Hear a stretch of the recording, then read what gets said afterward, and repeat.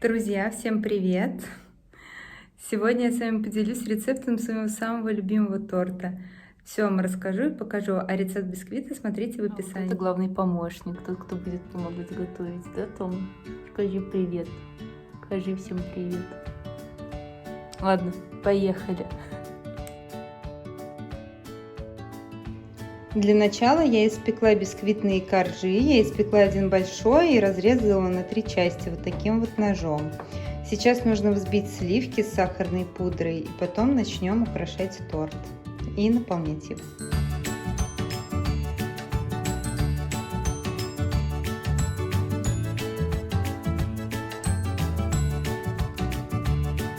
Сливки обязательно должны быть охлажденными и не менее 35% жирности, чтобы они хорошо взбивались. На 100 грамм сливок добавляем 1 столовую ложку сахарной пудры. У меня вот такая вот самая обычная.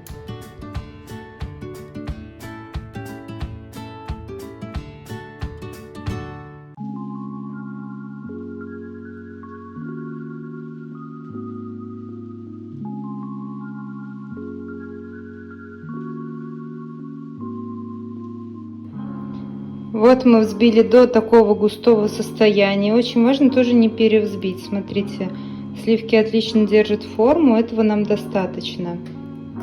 Подготовим фрукты, которые мы будем выкладывать сразу. Смотрите, можно использовать все, что захотите, все, что душа пожелает. Я хочу порезать персики, вишню покидать, все вам покажу.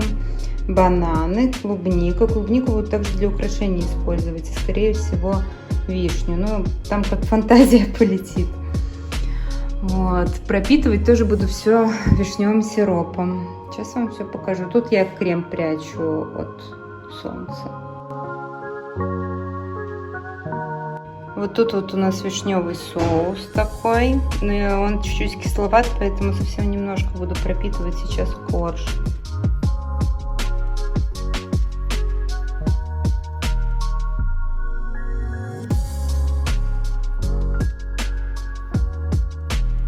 Только посмотрите на это, мне уже, если честно, хочется попробовать. Вот так у нас сверху с кремом получается. И мне захотелось тоненькими кусочками порезать клубничку сверху. Ох, но мы же делаем для себя любимых. В общем, фрукты не жалеем, смотрите. Это просто объедение будет.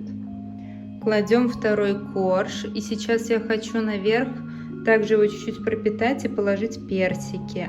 Смотрите, пропитала я его совсем чуть-чуть. Вот здесь видно на солнце сейчас. Потому что фрукты содержат влагу, персики тоже консервированные. И чтобы это держало форму, ваш торт держал форму, то не нужно очень много класть пропитки. Вот так у нас получилось. И сейчас сверху положу крем. Макушку можно смело пропитывать побольше, потому что она не такая мягкая сверху. Вот. И сверху я хочу положить клубничное пюре.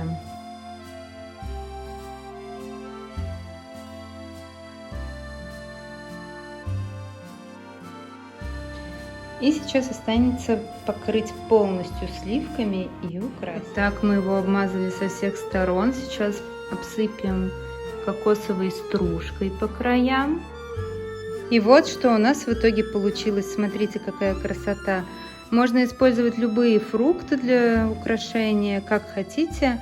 Единственное, чтобы они не обветривались и не теряли своей красоты, потому что бананы, к примеру, начинают темнеть, яблоки тоже.